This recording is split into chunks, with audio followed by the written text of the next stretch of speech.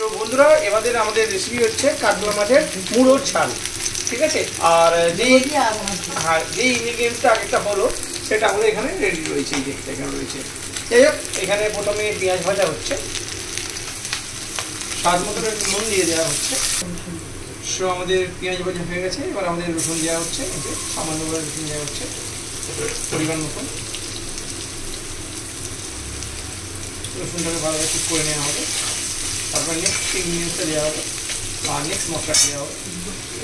So একটুখানি tomato দেওয়া হবে, টমেটো দেওয়াতে মিসিং হয়ে গেছে, সো ওইটার সময় টমেটো দিয়ে দেওয়া হচ্ছে, টমেটো মিসিং হয়ে গেছিলো।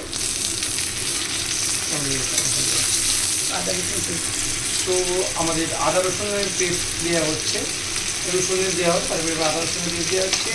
এবার মশলা দেওয়া হচ্ছে, মশলার মধ্যে দেওয়া হবে এবার একটু গুঁড়ো লঙ্কা আর একটু হলুদ আর একটু সামান্য স্বাদ মতো বা পরিমাণ মতো হলুদ। এবার এটাকে সামান্য চিনি দেওয়া হবে স্বাদ মতো। এবার মশলাটাকে তৈরি করা হয়, কষা হয়। একটুখানি সামান্য জল দেওয়া হচ্ছে যাতে কষাটা ভালো করা হয়। তো আমাদের কষা হয়ে গেছে, এবার জল দেওয়া হচ্ছে, গরম জল একটু গরম মিষ্টি হয়ে গেছে, গরম জল দেওয়া হচ্ছে। এবার কাতলা মাছের মুড়োগুলো দেওয়া হবে, বাট ফার্স্ট অফ অল এটা একটু ফুটতে হবে, তারপরে দেওয়া হবে। সো একটু পরিমাণ মতো নুন দেওয়া হলো।